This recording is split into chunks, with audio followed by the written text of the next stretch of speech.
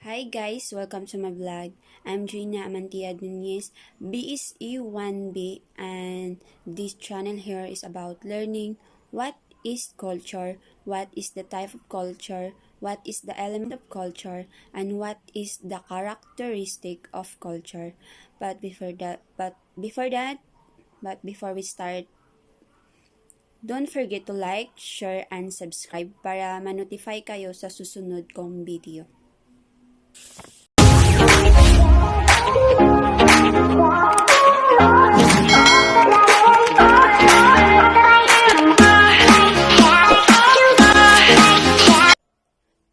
What is culture?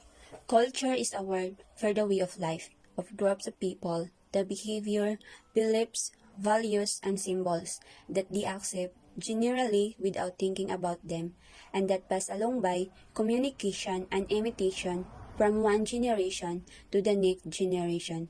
There is different types of culture. Culture is the future and knowledge for a particular group of people, bounding language, religion, social habits, music, and arts. Culture is an integrated set of patterns of human activities, knowledge, and belief within a common eth or social group and the symbolic structures. Culture is a purity of savor in the fine arts and humanities. Culture is a circle of religion, food, what we wear, how we wear it, or our language, marriage, music, what we believe is right or wrong, how we sit at the table, how we meet visitors, how we believe with someone's, and million other things.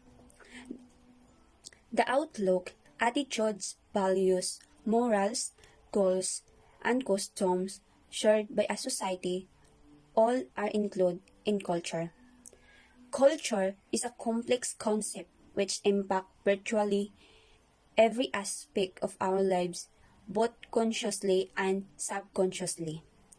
Culture is the expression of our nature in our way of life, and thing in our every dealing in art, literature, religion, reaction, and enjoyment, a member of society.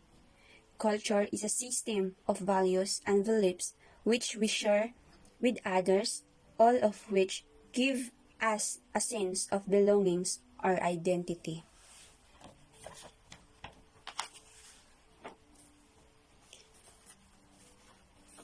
Types of culture. Studying culture to understand patterns of human behavior is a big job, while there are unlimited ways that people can express their culture. Social scientists have developed two basic categories to define things produced by a society. First is material culture, and second is non-material culture. Material culture mentions to the physical objects, resources, and spaces that people use to define their culture. Non-material culture. The other type of culture is non-material culture, which cannot be touched, feel, taste, and hold. And these are elements of culture. The culture of any specific society consists of several elements or parts. Following are some elements of culture. One is social organization. In most culture, society divides people by social organization. Mostly, there is a ruler who is more powerful than other persons. Social organization is an important element of culture that shows how the society treats the relationship between different members of that culture. Customs.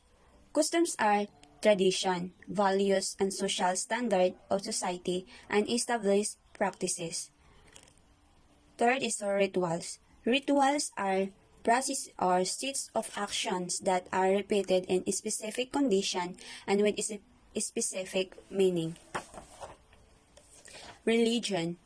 Religion is another important element of culture which describes a society, morals, and beliefs about humanity's spirituality and reason for existing. Language. Language is a symbolic system through which people communicate and through which culture is written, acted, and transmitted. There are characteristics of culture. Culture has its own characteristic. Learned. Culture is learned from their elders because it's not biological. Culture is not the thing you study or inherit, but it is just the process you pass from it. Instead, you learn culture subconsciously without paying any attention. Children Children learn culture by watching their parents and family. And the second characteristic of culture, which is shared. Culture is something that is shared because we share our culture with other members of our group. Culture is always transferred by sharing. Culture is shared in many ways like social communication, although culture is shared but it doesn't mean culture is homogeneous. Social.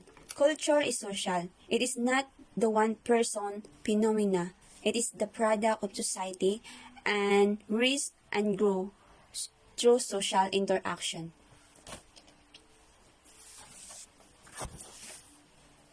Continuous. Culture is continuous.